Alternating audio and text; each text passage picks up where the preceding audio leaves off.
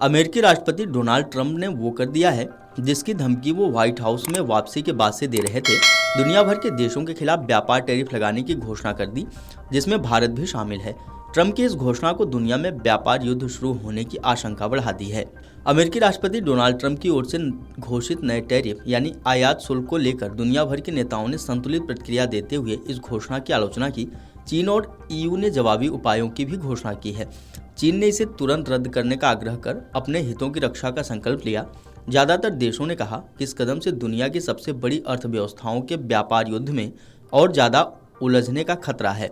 वहीं कनाडा ने भी जवाबी टैरिफ लगाने का ऐलान कर दिया है। अमेरिकी राष्ट्रपति डोनाल्ड ट्रंप के 25% ऑटो टैरिफ लगाने पर कनाडा भी जवाबी टैरिफ लगाएगा। कनाडा के प्रधानमंत्री मार्क कार्नी ने कहा कि हम अमेरिका से आयातित वाहनों पर बराबर जवाबी टैरिफ लगाएंगे। कार्नी ने कहा कि उन्होंने पिछले हफ्ते ट्रंप को फोन पर बता दिया था कि अमेरिका के बराबर जवाबी टैरिफ लगाएंगे। उन्होंने कहा कि कनाडावासी पहले से ही टैरिफ का असर देख रहे हैं। कार्नी ने आगे कहा कि कनाडा ऑटो पार्ट्स पर टैरिफ नहीं लगाएगा जैसा कि ट्रंप ने लगाया है, क्योंकि उन्होंने कहा कि कनाडाई एकीकृत ऑटो सेक्टर के लाभों को जानते हैं। ओंटारियो या मिशिगन में पूरी तरह से असेंबल होने से पहले पार्ट्स कई बार कनाडा अमेरिका सीमा पर आते जाते रहते हैं। कार्नी ने आगे कहा कि कनाडाई पहले से ही इसका प्रभाव देख रहे हैं। ऑटोमेकर स्टेलेंटिक्स ने कहा कि उसने कनाडा के विंस्टर में अपने असेंबली प्लांट को 7 अप्रैल से 2 सप्ताह के लिए बंद कर दिया है। स्थानीय यूनियन ने बुधवार देर रात यह जानकारी दी। यूनिफोर लोकर 444 के अध्यक्ष जेम्स स्टीवर्ट ने कहा कि आने वाले हफ्तों में शेड्यूल में और बदलाव की उम्मीद है। इससे पहले अमेरिकी राष्ट्रपति को उस वक्त बड़ा झटका लगा जब सीनेट ने एक प्रस्ताव पारित किया जिससे ट्रंप की कनाडा पर टैरिफ लगाने की क्षमता सीमित हो जाएगी। सीनेट में रिपब्लिकनों का बहुमत है, लेकिन 4 सांसदों के डेमोक्रेटों के साथ मतदान करने से प्रस्ताव 51 से 48 वोटों से पारित हो गया। यह कनाडा पर टैरिफ को आधार बनाने वाले फेंटेनाइल यानी नशीला पदार्थ पर ट्रंप की आपातकालीन घोषणा को खत्म कर देगा।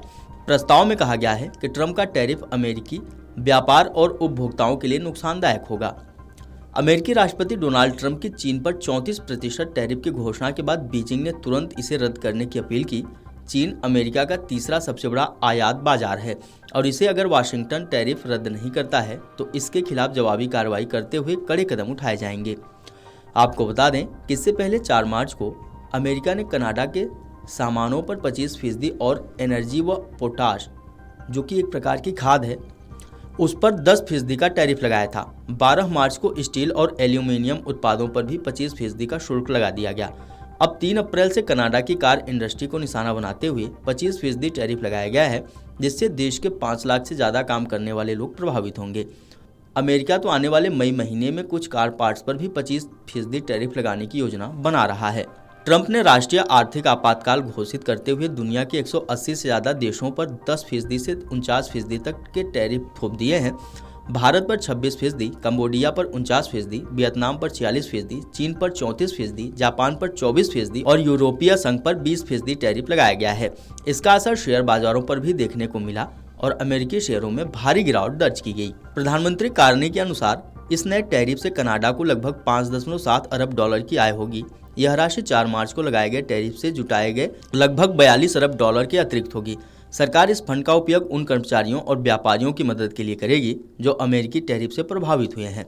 Video desk amarujala.com।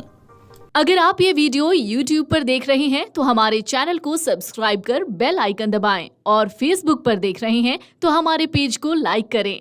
8 million plus subscriber, आपके इस भरोसे के लिए बहुत धन्यवाद।